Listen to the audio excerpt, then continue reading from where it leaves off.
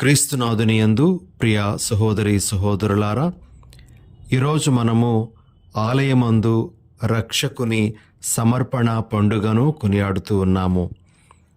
ఇది సామాన్య కాలములోని 4వ ఆదివారం. అయితే ఈరోజు ఫిబ్రవరి 2వ తారీఖు. మన దైవార్చన క్యాలెండర్ ప్రకారము ప్రతి సంవత్సరము ఫిబ్రవరి 2వ తారీఖున మనము ఆలయమందు రక్షకుని సమర్పణ పండుగను కొనియాడుతాం.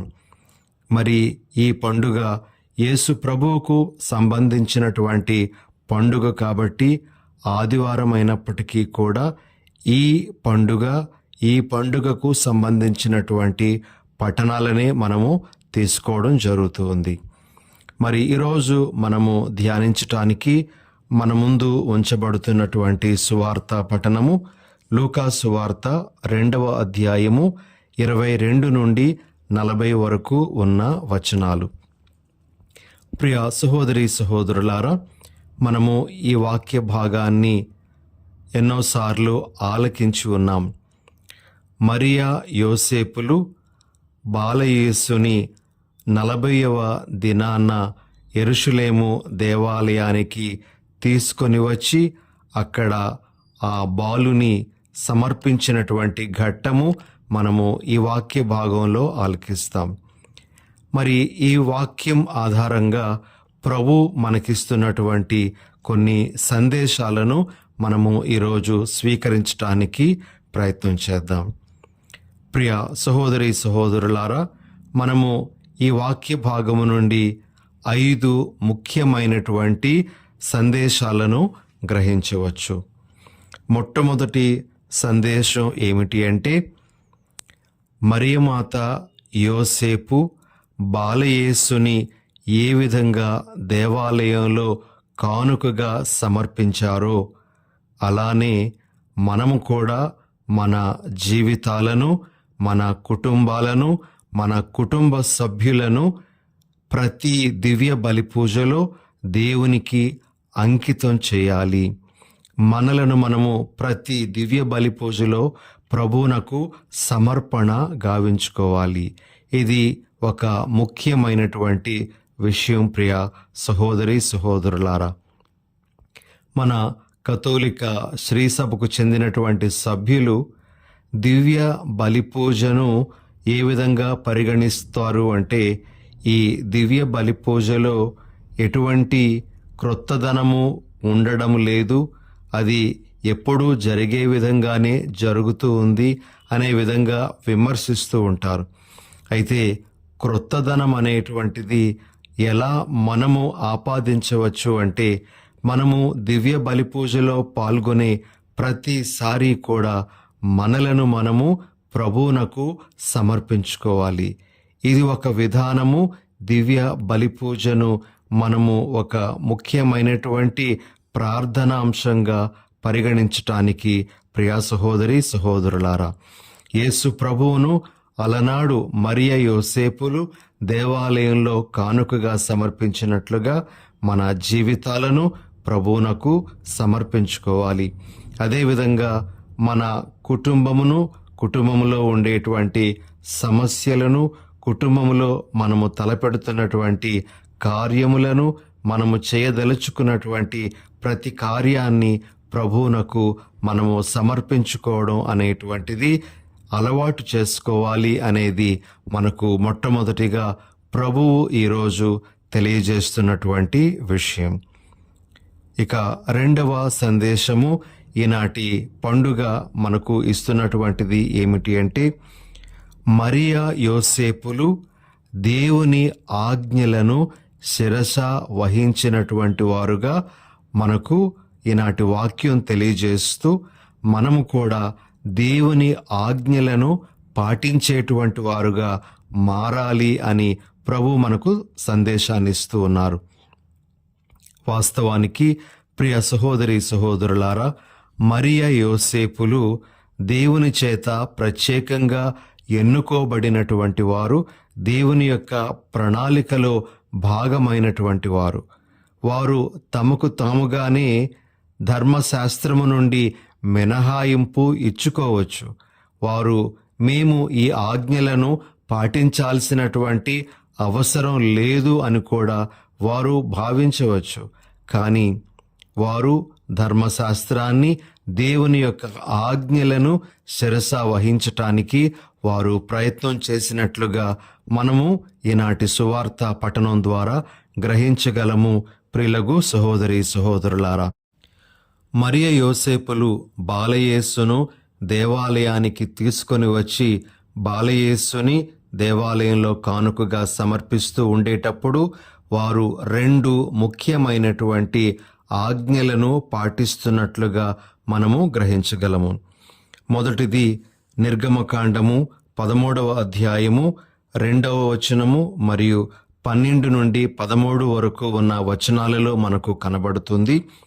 ప్రతి తొలిచూలు మగబిడ్డ దేవునికి అంకితం చేయబడాలి అనేటువంటి ఆజ్ఞ. అలనాడు ఇజ్రాయేలీ ప్రజలు ఐగుప్తులో ఉండేటప్పుడు వారిని ఐగుప్తు నుండి కనాను దేశానికి తీసుకుని వెళ్ళే క్రమములో దేవుడు ఐగుప్తులో చేసినటువంటి గొప్ప కార్యాలలో ఒకటి వారి తొలిచూలు మగబిడ్డను కాపాడడం. దానిని జ్ఞాపకం చేసుకుంటూ ఇజ్రాయేలీ ప్రజలు తమ యొక్క తొలిచూలు మగబిడ్డను దేవునికి అర్పించాలి అనేటువంటి ఆజ్ఞ వారికి ఇవ్వబడింది. మరియ యోసేపులు ఆ ఆజ్ఞను పాటించడం జరిగింది. అదేవిధంగా ప్రియ సహోదరి సహోదరులారా, లేవియ కాండము 12వ అధ్యాయము 2 నుండి 8 వరకు ఉన్న వచనాలను చదివితే, ఒక స్త్రీ ప్రసవించిన తరువాత మగబిడ్డను ప్రసవించినట్లయితే 40 దినాల వరకు శుద్ధిని కోల్పోతూ ఉంది అని, అదే ఆడబిడ్డ అయినట్లయితే 80 దినాల వరకు తన యొక్క శుద్ధిని కోల్పోతూ ఉంది అని మనము వింటాం. మరి ఈ ఆజ్ఞలను కూడా మరియమాత పాటించడం అనేటువంటిది మనకు ఈనాటి పండుగ తెలియజేస్తూ ఉంది.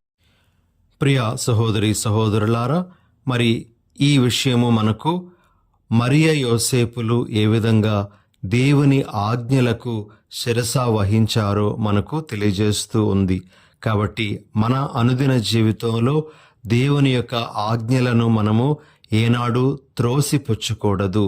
మనకు 10 ఆజ్ఞలు కానీ లేదా మనకు యేసు ప్రభు ఇచ్చినటువంటి ఎన్నెన్నో ఆజ్ఞలు కానీ మనము ఎప్పుడు కూడా త్రోసిపుచ్చకుండా వాటిని మన అనుదిన జీవితంలో అనుసరించటానికి గట్టిదైన ప్రయత్నం చేయాలి అనేది ఈరోజు పండుగ మనందరికీ నేర్పిస్తున్నటువంటి ఒక విషయం.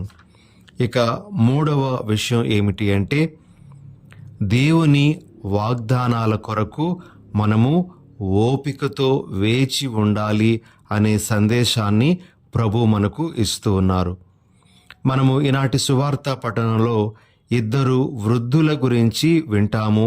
ప్రియ సహోదరి సహోదరులారా, వారు సిమియోను, మరి ఇంకొకరు అన్న అనేటువంటి ప్రవక్తి. వారిరువురు ఎంతో కాలము నుండి ఇజ్రాయేలీ ప్రజల యొక్క రక్షణ కొరకు ఎదురు చూస్తూ ఉన్నటువంటి వారే. ఎప్పుడైతే బాలయేసును వారు దేవాలయంలో చూశారో, మరి వారికి తెలియజేయబడినటువంటి ఆ వాగ్దానము అనేటువంటిది నెరవేరునట్లుగా వారు భావిస్తూ బాలుని చూసి స్తుతించడము, ఆ బాలుని గురించి దేవాలయంలో ఉండేటువంటి వారికి తెలియజేయడం అనేటువంటిది మనము ఈనాటి సువార్త పఠనంలో వింటాం. ప్రియ సహోదరి సహోదరులారా, ప్రభువు తన వాగ్దానాలను ఏనాడు కూడా వెనక్కి తీసుకోరు. ఆ యొక్క వాగ్దానాలు ఆయన నెరవేర్చి తీరుతారు. హెబ్రేయులకు వ్రాయబడిన లేఖ 6వ అధ్యాయము 13వ వచనంలో మనము ఈ విధంగా చదువుతాం.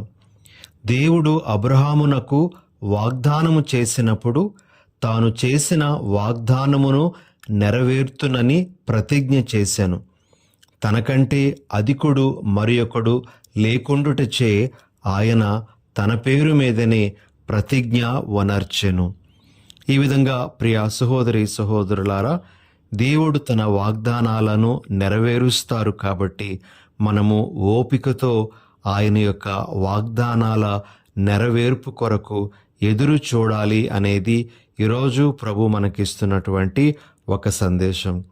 మన జీవితంలో కొన్ని అవాంఛనీయమైనటువంటి సంఘటనలు జరిగినప్పుడు కానీ, ఏవైనా అనుకోకూడని శ్రమలు మనకు సంభవించినప్పుడు మనము దేవుని వ్యతిరేకించడం కానీ, దేవుని యొక్క వాగ్దానాలను మనం మరిచిపోవడం కానీ చేస్తూ ఉంటాం.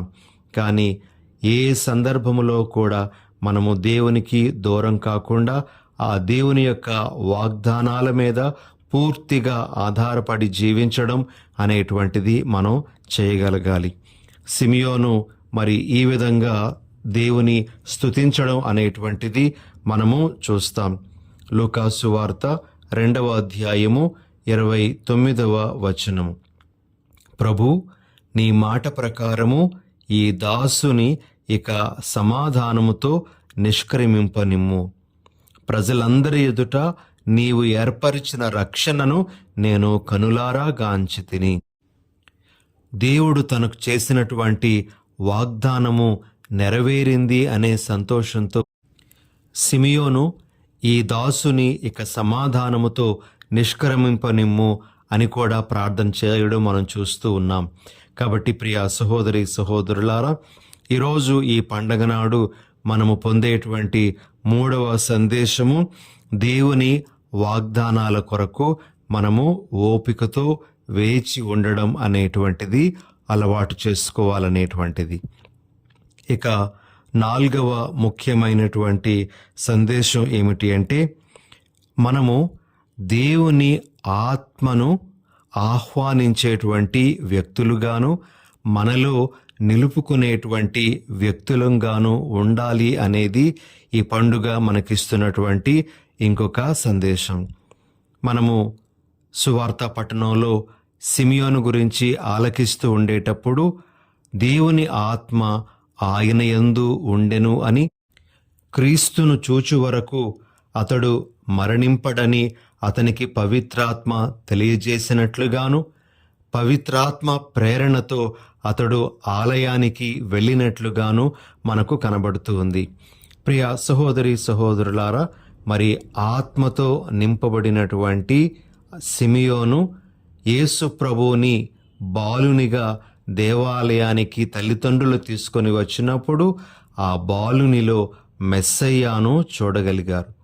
మరి ఆ బాలుని గురించి, ఇతడు అన్యులకు మార్గదర్శకమగు వెలుగు, ఇతడు ఇజ్రాయేలీలకు మహిమను చేకూర్చు వెలుగు, నేను దేవుని రక్షణను కనులారా గాంచితిని అని అతడు చెప్పగలిగాడు. ప్రియులగు సహోదరి సహోదరులారా, ఆత్మ నడిపింపుతో మనము జీవించినట్లయితే తప్పనిసరిగా దేవుని యొక్క కార్యాలను అర్థం చేసుకునేటువంటి వాళ్ళంగా మారుతాం. ఆత్మను మనలో నిలుపుకోవడానికి ప్రయత్నం చేయాలి. పరిశుద్ధాత్మ అందరికీ జ్ఞానస్నాన సమయంలోనే అనుగ్రహించబడింది. మరి మనము ఆ పరిశుద్ధ ఆత్మతో ఎల్లప్పుడూ జీవిస్తూ ఆ ఆత్మ ప్రేరణలో మనము మన జీవితాలను కొనసాగించడానికి ప్రయత్నం చేయాలి. ఆత్మను మనము ఏనాడు కూడాను బాధ పెట్టకూడదు. ఆత్మకు ఏనాడు మనము విచారాన్ని తీసుకుని రాకూడదు అని ఈరోజు ఒక సందేశంగా ప్రభు మనకు ఇస్తూ ఉన్నారు. ప్రియ సహోదరి సహోదరులారా, ఇక ఆఖరుగా ఇంకొక ముఖ్యమైనటువంటి సందేశం, సిమియోను ప్రవక్త మరియమాతతో యేసు ప్రభు గురించి తెలియజేస్తూ, మరి ఆమెకు సంబంధించి ఒక ఖడ్గము నీ హృదయమును దూసుకొని పోనున్నది అనే ఒక ప్రవచనాన్ని చెప్పడం అనేటువంటిది మనము సువార్త పఠనంలో వింటాం. మరి ఈ ప్రవచనం అనేటువంటిది ఎలాంటి సందేశాన్ని మనకిస్తుంది అంటే, భాగ్యముతో పాటు బాధలను కూడా స్వీకరించేటువంటి మనుషులంగా మనం మారాలి అని. మరియమాతకు ఒక గొప్ప భాగ్యం ఇవ్వబడింది. ఆమె లోకరక్షకునికి జన్మనిచ్చేటువంటి తల్లిగా భాగ్యాన్ని పొందింది. అయితే ఆ భాగ్యముతో పాటు తన కుమారుని యొక్క బాధలను, శ్రమలను, మరణాన్ని కూడా ఆమె చూడాల్సి వస్తుంది. ఆమె బాధలను కూడా పొందాల్సి వస్తుంది అనే విషయాన్ని ప్రవక్త తెలియజేస్తూ ఉన్నాడు. ప్రియులగు సహోదరి సహోదరులారా, మన జీవితంలో కూడా భాగ్యాలతో పాటు బాధలు కూడా వచ్చినప్పుడు వాటిని సమానంగా స్వీకరించగలగాలి. భాగ్యాలని ఎల్లప్పుడూ కోరుకుంటూ బాధలను మనము తట్టుకోలేకుండా ఆ సమయంలో మనము దేవుని దూషించడం, దేవునికి దూరం అవడం అనేటువంటిది సరికాదు అని ప్రభు మనకు ఈరోజు ఒక సందేశంగా మనకు తెలియజేస్తూ ఉన్నారు. ఈ విధంగా ఈ ఆలయమందు రక్షకుని సమర్పణ పండుగ నాడు ప్రభు మనకు ఇటువంటి సందేశాలను ఇస్తూ ఉండగా, ఈ సందేశాలను మన అనుదిన జీవితంలో అనుసరిస్తూ వాటి ప్రకారంగా మనము నడుచుకోవడానికి ప్రయత్నం చేద్దాం. ప్రార్థన చేసుకుందాం. దయగల ప్రభువా, ప్రేమగల మా తండ్రి, ఈ పండుగ నాడు బాలయేసుని దేవాలయంలో కానుకగా సమర్పించి ఉండగా మేము కూడా మా బాధ్యతను గుర్తించుకునే వరం మాకివ్వండి. మమ్ములను మేము మీకు ఎల్లప్పుడూ సమర్పించుకుంటూ సమర్పణ జీవితాలను జీవించాలి అనే ఆ అవగాహనతో ఎల్లప్పుడూ ఉండే వరాన్ని మాకు దయచేయండి. ప్రభువా, ఈరోజు ప్రత్యేకంగా దైవాంకితులందరి కొరకు ప్రార్థన చేస్తూ వారు తమను తాము త్యాగపూరితంగా మీకు సమర్పించుకుంటూ ఉండగా ఆ సమర్పణ జీవితాన్ని ఎల్లప్పుడూ తమ మనసుల్లో పదిలపరుచుకొని తమ జీవితాల ద్వారా మీకు మహిమను చేకూర్చే విధంగా వారినందరినీ ఆశీర్వదించమని మా ప్రభువైన యేసు నామమున అడిగి వేడుచున్నాం తండ్రి. ఆమెన్.